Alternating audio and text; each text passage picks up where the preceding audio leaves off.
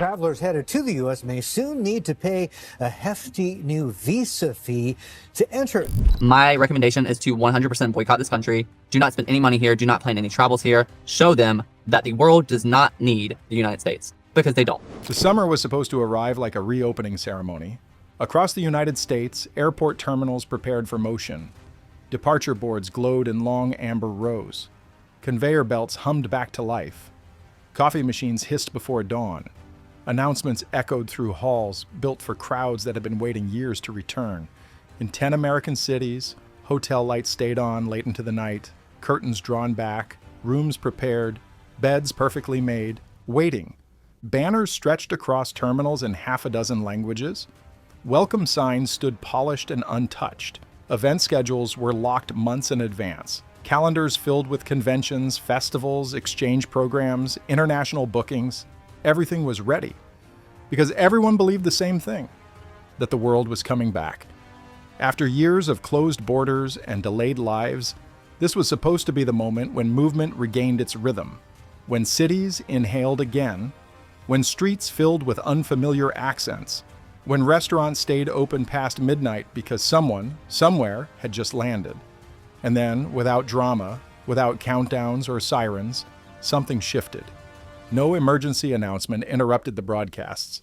No headlines rolled across screens. No speeches were delivered. No warning was issued to cities whose economies depend on movement. In July 2025, a new requirement quietly took effect: a $250 visa integrity fee. No national address, no clear explanation that matched its reach. Just another line added to a process already seen as expensive, slow, and uncertain. On paper, it looked insignificant. In the context of international travel, flights, hotels, insurance, $250 barely registered, a detail, a footnote buried among forms and fees. But borders don't respond to numbers. They respond to people, and people respond to friction, to signals, to whether they feel welcome before they ever arrive.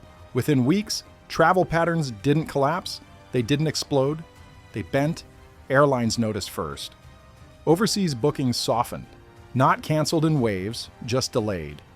Tour operators stopped confirming dates. Group travel hesitated. Universities saw fewer confirmations. Families paused decisions. Applications slowed. Conversations stretched longer. Decisions that once took minutes began taking weeks. It didn't look like panic, it looked like doubt. And doubt, multiplied across millions of people, becomes absence. For a family in Brazil planning a once-in-a-lifetime trip, the fee wasn't just money. It was another form, another payment, another weight, another unpredictable variable layered onto an already fragile process. Another moment to stop and ask, is this worth it? When other destinations asked less, or asked nothing at all, many simply chose differently. Not angrily, not defiantly, quietly. The shift arrived like a dimmer switch. No single moment marked it. No announcement declared the change complete. Just a growing quiet where sound once lived. In Tucson, the desert remained unchanged. Red rock still burned at sunset. Heat shimmered across endless trails. The landscape waited exactly as it always had, but the voices were gone. Tour vans lined up without passengers. Guides refreshed booking apps instead of counting headsets. Reservations from Europe and South America fell sharply in weeks. Hotels trimmed staff, restaurants shortened menus, shops reduced hours. What disappeared wasn't only revenue, it was momentum. And momentum, once broken, doesn't return on command. In Spokane, summer usually arrives with accents. Students from around the world fill dorms and staff counters. They clean rooms, manage front desks, operate rides, and keep resorts alive during peak season. This year, many never came. Visa applications stalled, costs rose, decisions changed, flights were never booked. Managers stepped in to cover shifts, owners folded laundry, front desk phones rang unanswered. Some facilities closed early, not because demand vanished, but because labor did. Visitors noticed, reviews slipped, satisfaction followed, revenue followed that. The loss spread quietly, from one empty schedule to entire regional systems adjusting to what wasn't there. New Orleans felt it in rhythm. Fewer accents in the crowd, smaller circles around street musicians. Festival nights that once spilled into dawn ended earlier. This city doesn't simply host visitors, it feeds on exchange, sound, movement, curiosity. When the world steps back, the music softens. Performers noticed first, then venues, then neighborhoods built around the sound of strangers discovering the city for the first time. What faded wasn't just attendance, it was energy. And energy cannot be manufactured once it disappears. Kansas City had already invested in the future. Chosen as a host city for the 2026 World Cup, it built upward and outward. Hotels rose, infrastructure expanded, transit routes redesigned, restaurants trained staff for crowds speaking dozens of languages. Everything was ready. But as international registration slowed, a different reality emerged. A global event with a limited global audience. The stadiums will still fill. But with who? And what does hosting mean when the world hesitates at the door? Florida felt the shift almost immediately.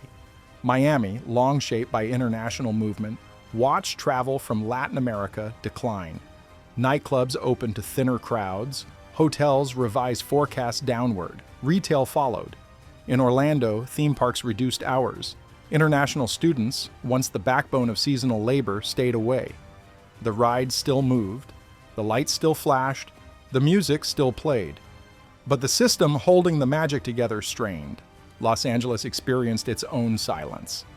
Tour buses ran half full, creative institutions lost international applicants, film schools felt the gap, exchange programs slowed. Cultural cross-pollination, the invisible fuel of a global city, began to dry. When fewer people arrive, fewer stories cross borders, fewer collaborations form, fewer perspectives collide. Chicago felt the absence in numbers. Architectural tours emptied. International bookings dropped sharply. Cultural festivals scaled back.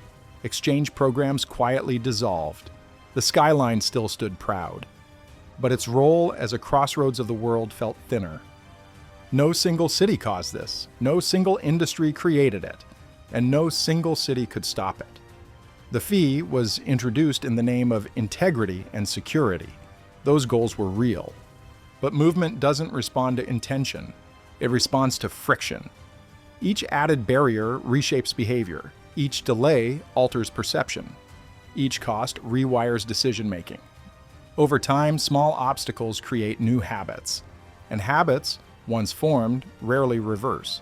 Other countries move quickly. Canada streamlined, Europe simplified, Asia extended welcome, processes sped up, messaging softened, doors opened wider. Travelers adapted because they always do. And once people find a smoother path, they stay on it. The consequences now stretch beyond tourism. International visitors become students, students become workers. Workers become founders, innovators, bridges between economies. When fewer people cross borders, fewer ideas do. Fewer futures are built together. What makes this moment different isn't the policy, it's the silence. No national debate, no urgent reassessment, no adjustment period, just a slow realization spreading through cities built on openness. A realization that the world doesn't wait, it reroutes. And rerouting, once complete, is difficult to undo. As businesses recalculate and communities adapt, a deeper question begins to surface. Not about revenue, about identity, about what kind of place a nation chooses to be in a world where movement defines opportunity. Because tourism is not just an industry, it is a signal. It tells the world who is welcome, who is valued, how open the door really is. And when that signal becomes complicated, the world listens and responds, and maybe that's the real cost. Not the empty rooms, not the quieter streets, not even the lost billions, but the moment when the world pauses, looks elsewhere, and slowly stops knocking. Because once a door closes quietly, it rarely reopens loudly.